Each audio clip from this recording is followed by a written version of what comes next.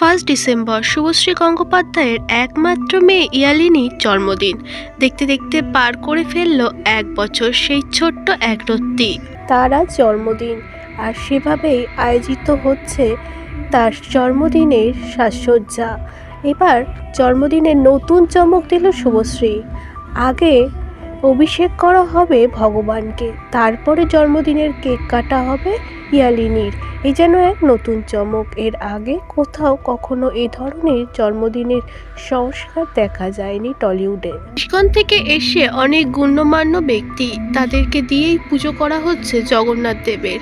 তারপরে ছোট্ট এক রত্তির সঙ্গে কেক কাটছে শুভশ্রী রাজ চক্রবর্তীর সঙ্গে দাদা ইউভান, যা শেয়ার করে নিয়েছে শুভশ্রী গঙ্গোপাধ্যায়।